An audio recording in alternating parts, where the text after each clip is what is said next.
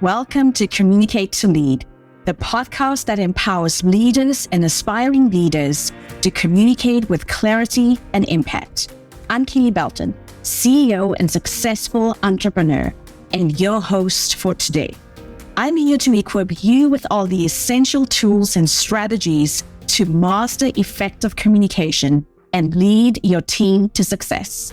As the founder and CEO of The Tailored Approach, my goal is to empower you to be the best leader you can be.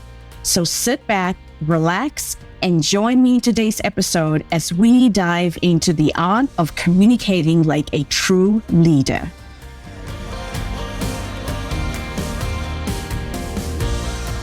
Have you ever sat in a meeting and wondered if the decisions being made around you are ones you are actually comfortable carrying out? Have you ever watched your organization invest heavily in AI while quietly letting people go and felt something uncomfortable settle in your chest? Not because you are against technology, but because something about the way it is being done does not sit right with you. Or maybe you are on the other side of that conversation. You are not the one making the decisions. You are the one waiting to find out if your role is next. You are watching colleagues get laid off and asking yourself, what does this mean for me? How do I protect myself? And is there anything I can actually do? If any of that is landing for you right now, you are exactly in the right place today. I want to talk about what is really happening with AI in the workforce, why I believe many organizations are making a costly and short-sighted mistake, and most importantly, what you need to know and do, whether you are leading a team through this or navigating yourself. This is a conversation I have been wanting to have for a while, and today we are having it. Welcome back to Communicate to Lead. I'm your host, Kele Belton, communication and leadership facilitator, coach, and consultant. I work with women leaders who are navigating real, complex, high-stakes environments. And I'm here every Thursday with relatable stories, actionable strategies, and real talk about what it takes to lead well in a world that keeps changing.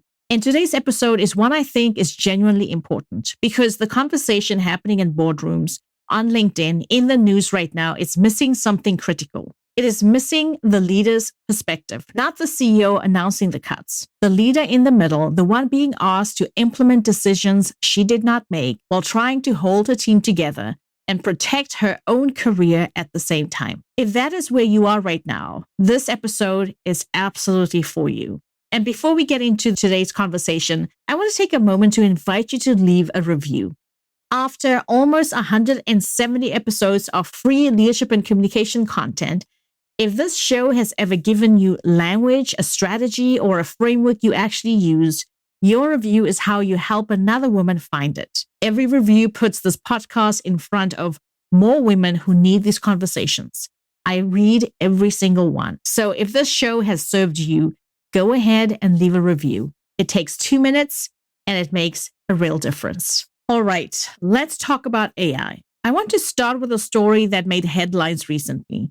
And I think it is one every leader needs to hear. This is not a client story. This is a documented case that was reported in Time magazine, and it speaks directly to what is happening in organizations right now. Oracle is one of the largest software companies in the world, with a market cap of over $400 billion. Last year, employees on their technical writing and documentation teams were asked to do something that sounded entirely reasonable at the time. Document your workflows. Write down how you do what you do, step by step, so the processes can be captured and improved. One of those employees had worked at Oracle for 30 years. 30 years. She had spent her entire career teaching customers around the world how to use complex software products. She was the person you called when something needed to be explained clearly and well. She knew things about those products that no manual could fully capture, because the knowledge lived in years of experience, in knowing what customers struggled with, in understanding the nuance behind the documentation, in the relationships she had built over 30 decades. She documented her workflows in good faith because that is what dedicated employees do. And then, on the day she drove to the hospital for a long overdue back surgery, her manager called her, not to check in, not to wish her well, to tell her she had been laid off. Her workflows had been used to train Oracle's AI systems. And now the company no longer needed her. She was not alone, by the way. More than 600 Oracle employees signed a letter to management asking for increased severance and extended healthcare.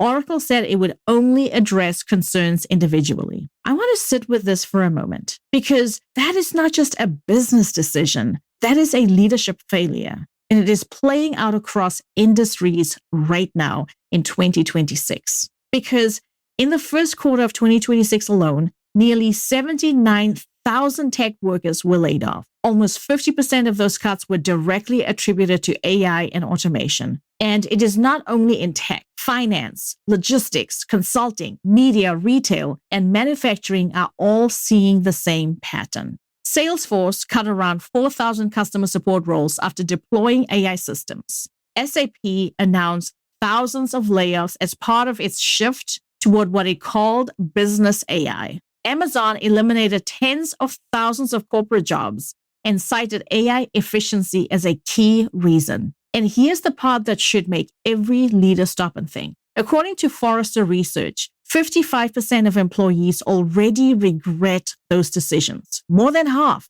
And Forrester predicts that half of all AI-attributed layoffs will result in companies quietly rehiring, often at significantly lower salaries, because the AI they were counting on did not deliver what was promised. Klarna is one of the most public examples. They replaced 700 employees with AI. Quality declined. Customers revolted. They had to rehire humans. This is not a theoretical risk. It is already happening, and it is costing organizations far more than they saved. Now I want to get to the heart of today's episode, because I think the conversation about AI in the workplace is often framed around tasks. What can AI do? What can it automate? What can it do faster or cheaper than a human? And that framing is missing something fundamental. AI can process information at a scale humans cannot match. It can analyze data, generate content, summarize documents, and automate workflows. I'm not here to argue with any of that. Those capabilities are real and they are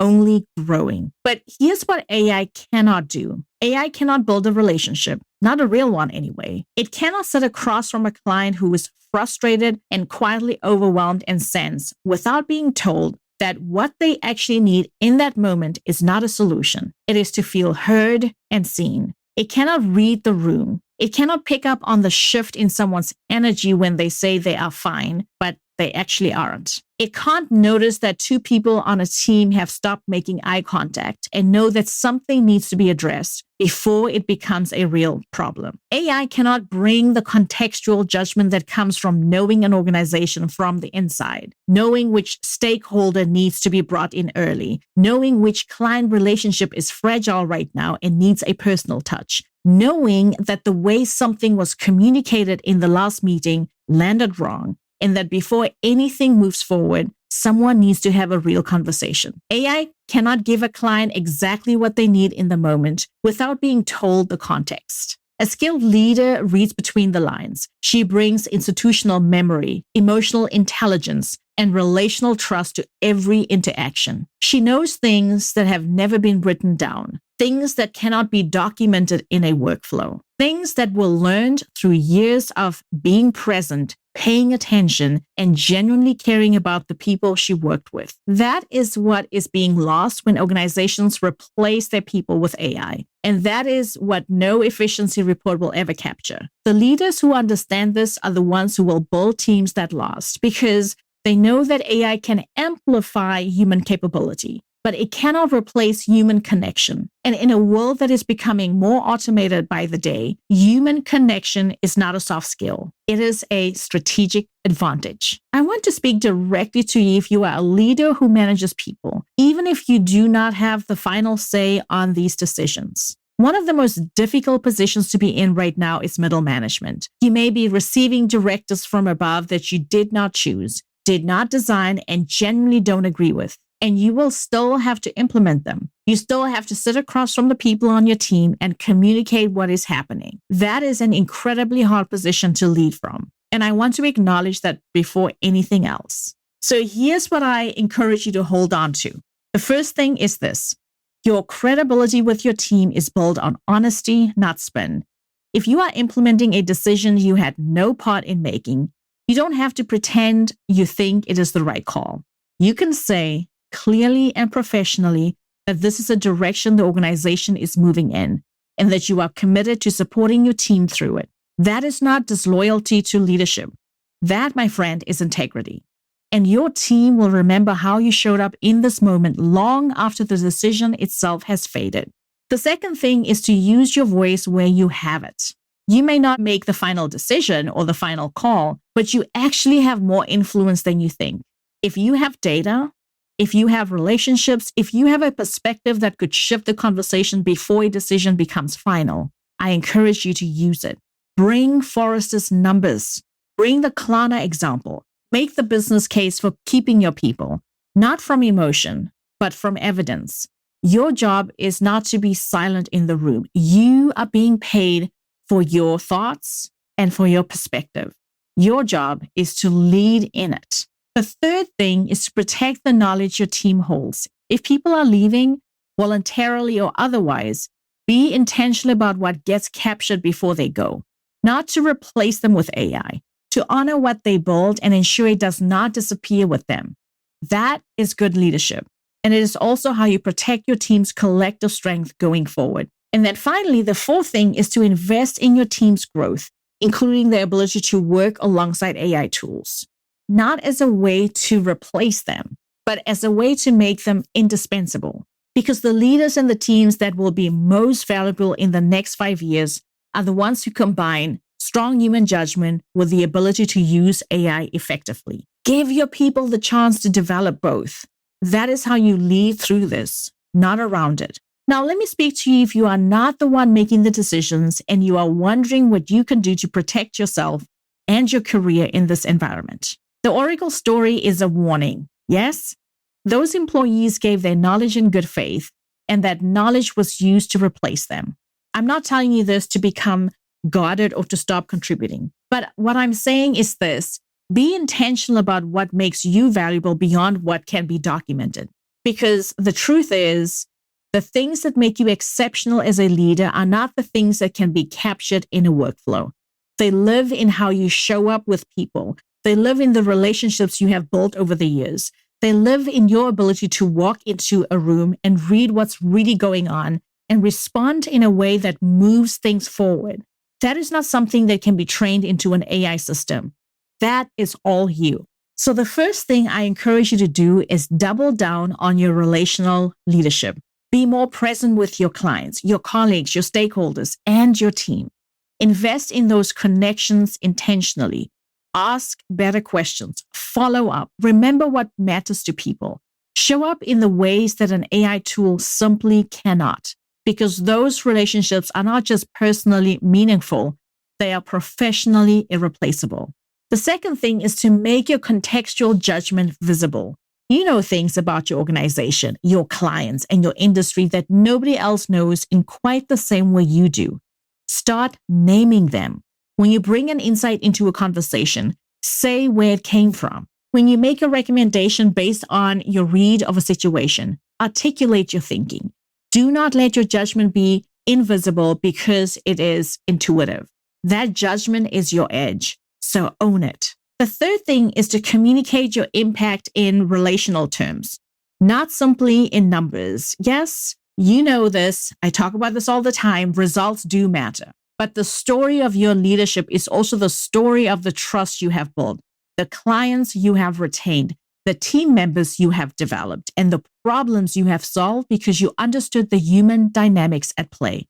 That is a story worth telling, and it's one that no AI can tell about itself. And then finally, the fourth thing is to invest in your relationships with sponsors, not only mentors. The people who will advocate for you when decisions are being made, who will speak your name in rooms you are not in, who will push back when your role is on the chopping block. Those relationships are your most important career asset right now. Build them with the same intentionality you bring to everything else that you do. Here's what I want you to know. I want to be clear about where I stand. I am not anti-AI. I use AI tools in my own work, and I think they can genuinely help leaders do more, think more clearly, and free up time for the work that actually requires a human being. But I am firmly against the idea that replacing people with AI is a leadership strategy. It isn't. It's a cost-cutting decision dressed up in innovation language. And the data is beginning to show us what that really costs. The organizations that will build something lasting are the ones led by people who look at their teams and say, I am not choosing between you and AI. I am investing in both. Because the combination of human judgment, relational intelligence, contextual wisdom, and the ability to connect with people in the moments that matters most, amplified by AI, is more powerful than AI alone. And it is more sustainable and it is more human. So the leaders who understand what AI can never do are the ones who know exactly what they bring that no machine can ever replicate. And right now, that clarity is your greatest competitive advantage. Here's your one action this week. I encourage you to identify one relationship in your professional life that you have been meaning to invest in, but haven't. A client you have not checked in with recently. A colleague you respect but have lost touch with. A team member who could use more of your presence and attention. Reach out to them this week, not with an agenda, not to accomplish something, simply to connect, to ask how they are doing, to be the kind of leader who shows up in the ways that AI never will. That's your assignment. One relationship this week. Because in a world that is increasingly automated, the leaders who choose to be more human are the ones who will stand out. If today's episode resonated with you and you are navigating a moment where you are not sure how to position your value, lead your team through uncertainty, or figure out your next move, I invite you to book a leadership strategy call with me. This is a focused one-on-one conversation where we will look at your specific situation and get clear on what you need to do next. I have space on my calendar right now, and I will genuinely love talking with you. The link to book is in the show notes. Don't wait until someone else makes the decision for you. Get clear now while you still have the most options. Here's what I encourage you to carry with you today. In a world that is moving fast towards automation, your most powerful leadership asset is not your ability to keep up with technology. It is your ability to connect with people in the ways that technology never can. AI can process, it can analyze, it can automate, but it cannot build trust. It cannot sense what someone needs before they say it. It can't show up for a client in the moment that truly matters. It can't lead, but you can. And that will always be important. Until next Monday, my friend, I am Kele, reminding you that great communication is the foundation of inspiring leadership. Keep learning, keep growing, and remember to communicate to lead.